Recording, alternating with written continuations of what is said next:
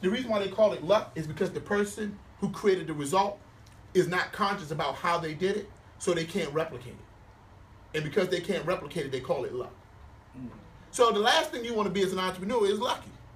Actually, you want to be systematic and planned about it, and you should know the results that are coming because you planned for it. Everybody get that? So let's start to look at the solopreneur versus the entrepreneur. Solopreneur, all their stuff is driven by labor. Entrepreneur, they're focused on systems. Solopreneur, in year one, they make more money than the entrepreneur, right?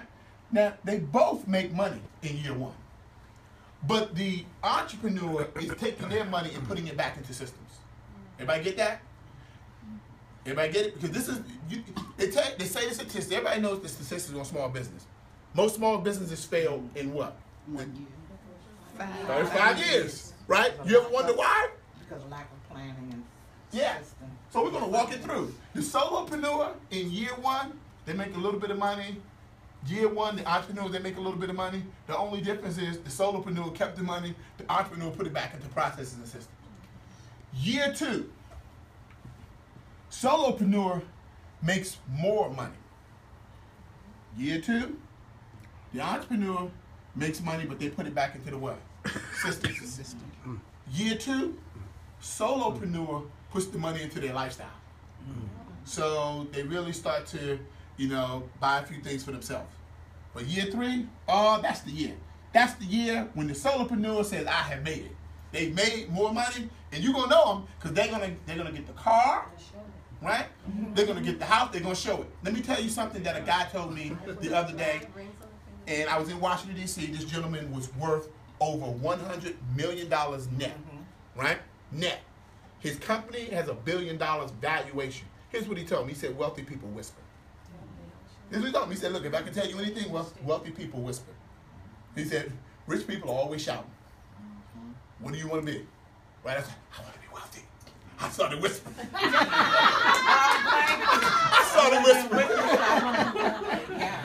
So, in year three, the entrepreneur is starting to put his money into hiring more employees, hiring supervisors. And so in year three, the solopreneur has just peaked. The solopreneur has just hit their peak. And they look more profitable and they look more successful than the entrepreneur. But then there's year four.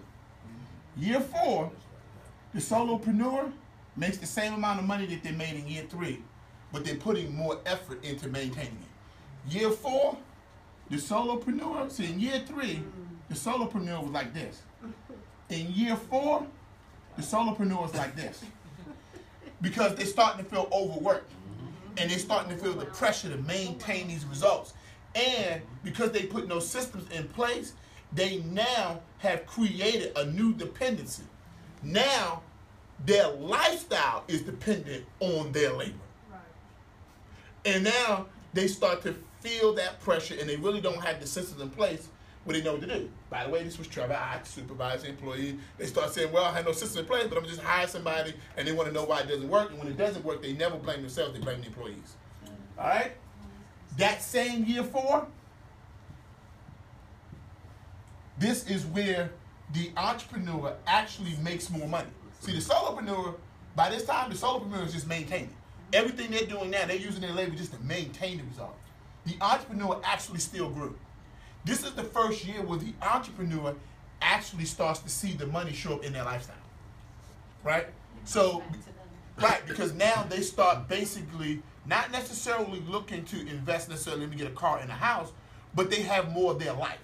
So they can go to the kids' baseball game, they can go to their children's recital, they can spend more time with their spouse, right, weddings, travel, and things like that. And here's what they start doing. At this point, they start making what we call beach money. Beach money works a little bit like this. Beach money is, everybody knows what the beach is? Does anybody know? Does anybody need me to do a lesson of what to do on the beach? Okay, just in case. What you do is you get some shades, you get an umbrella, right? And you flag somebody for some drinks. I'll have a strawberry daiquiri. Don't worry. I'll be good. I'll behave. So at the end of the day, You know, because I tell them, you know, just extra whipped cream, just extra whipped cream. No, I'm already at the beach now, you know. I'm ready to go to the beach right now. But here's what happens. They are, at this point, the entrepreneur is not using their labor to finance their lifestyle. This is the key. The difference with the solopreneur is the solopreneur finance their lifestyle with their labor. And they're going to burn out. Year 4,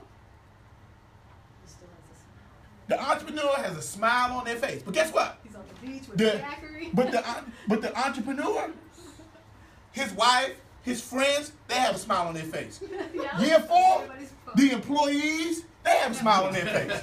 Year 4, the supervisor, they have a smile on their face. And as a result of how they built their systems, everybody is happy, not just them. And we've seen this before, where you've seen it play out, where there's one person at the top that's experiencing the success and everybody else is just miserable. You follow me? And the thing is, realize that all success in life doesn't have a dollar sign associated with it.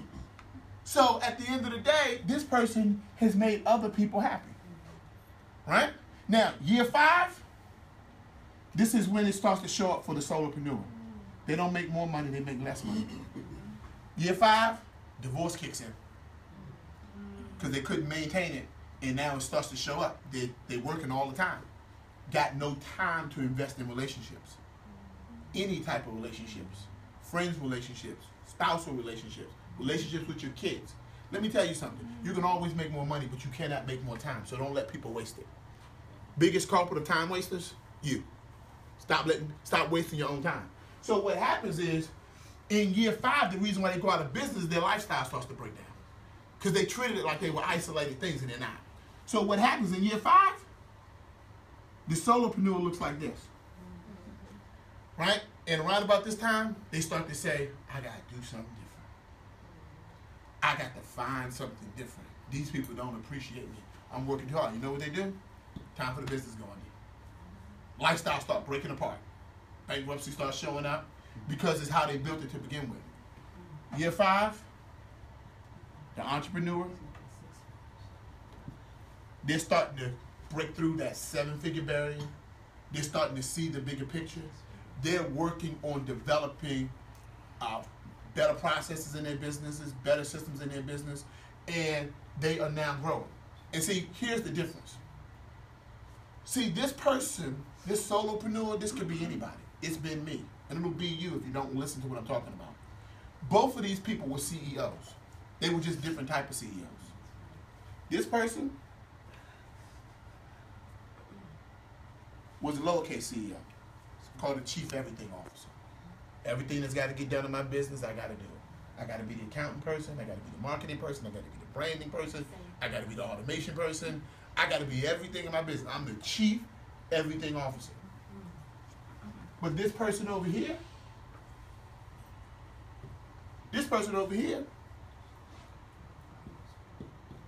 they had the uppercase CEO. They were the Chief Executive Officer. And what they did was they made decisions. And they made decisions that impacted the company's overall growth. Here's the thing. As a CEO, uppercase, you have to be anchored to your future, but you have to be aware at the moment. This person was anchored to their moment, but only aware of the future. And so what they did was they made decisions for today and hope that it turned out